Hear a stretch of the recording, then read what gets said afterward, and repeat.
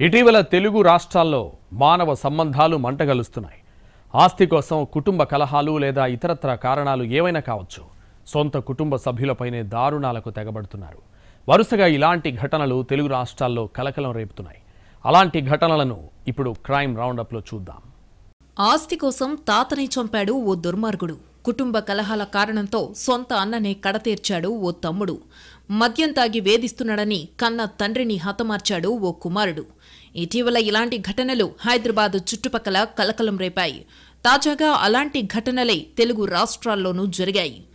ఆస్తిలో వాటా ఇవ్వలేదని తండ్రిని రోడ్డుపై కిరాతకంగా హత్య చేశాడు ఓ కొడుకు. ఈ ఘటన వికారాబాద్ జిల్లా పరిగి మండలం రావులపల్లిలో జరిగింది. తనకు రావాల్సిన భూమిని రిజిస్ట్రేషన్ చేసివ్వడం లేదని తండ్రి అబ్దుల్ రహీంపై కత్తితో విచక్షణ రహితంగా దాడి చేశాడు కుమారుడు పీర్ మహ్మద్. రెండో భార్య కుమారులకే ఆస్తి పంచుతున్నాడని పీర్ మహ్మద్ ఆరోపిస్తున్నాడు. ఈ క్రమంలోనే దాడి చేసి తీవ్ర గాయాల పాలైన తండ్రిని రెండో భార్య ఇంటి వద్ద వదిలేసి వెళ్లాడు. అతన్ని రెండో భార్య ఆసుపత్రికి తరలిస్తుండగా మార్గమధ్యంలోనే మృతి చెందాడు. మృతుడి చెల్లెలు కరీమా బి ఇచ్చిన ఫిర్యాదు మేరకు కేసు నమోదు చేసి పీర్ మహ్మద్ ను అదుపులోకి తీసుకున్నారు పోలీసులు. నేను పెద్ద కొడుకును, మా నాయన మా చిన్న భార్య కొడుకు చిన్న ఆయన దగ్గరికి వచ్చాడు. గొడవ పడిండు. మా నాయనను కొట్టి చంపించింది చిన్న భార్య కొడుకు ఫామ్ హౌస్ కాడ దగ్గర, ఈ పొలం దగ్గర నైట్ పూట వచ్చిండు. మాట్లాడడానికి ఏం గొడవ పడి ఆయన కొట్టి చంపిండు కర్రతో. ఇక మహబూబాబాద్ జిల్లాలోని జోగ్యా తండాలో మాతృత్వానికే మచ్చ తెచ్చిందే ఓ మహిళ.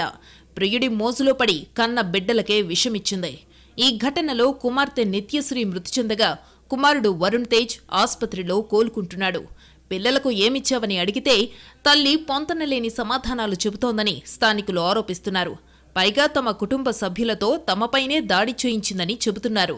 ఇక హాస్పిటల్లో వాళ్ళు సీరియస్గా అయినప్పుడు ఏం దాగిర్రా గిట్ట మందు గిట్ట ఏం పోసిర్రా, ఏం పచ్చగా పడుతుంది, మరి ఇది తానికి లెక్క లేదు, తానికి తాగితే ఏం కాదు, ఇది మందు లేక అవపడుతుంది అని ఎక్స్రేలు చూపిస్తే నేను ఏం పోయలే అని మాట్లాడకుండా ఇక పిల్లగానికి వదిలిపెట్టి పారిపోయింది. ఇక పారిపోయిన తర్వాత మేము అందరికి పోతే వాళ్ళందరూ అట్నే ఉంటే మా మీద దాడి చేసిరు వాళ్ళు.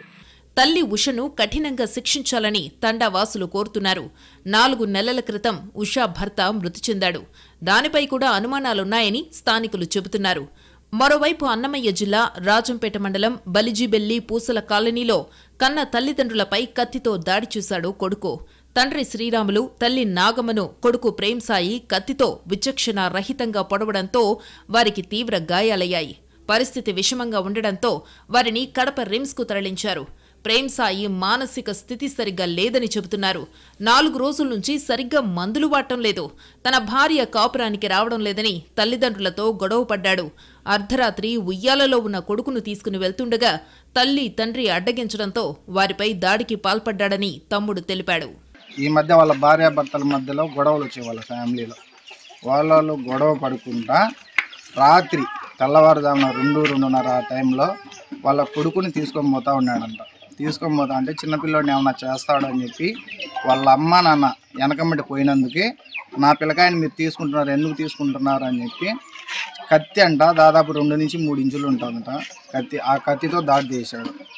మొత్తంగా కారణాలేవైతేనే సొంత కుటుంబ సభ్యులపైనే దారుణాలు జరుగుతున్నాయి. ఫలితంగా కుటుంబాలు విచ్ఛిన్నమవుతున్నాయి.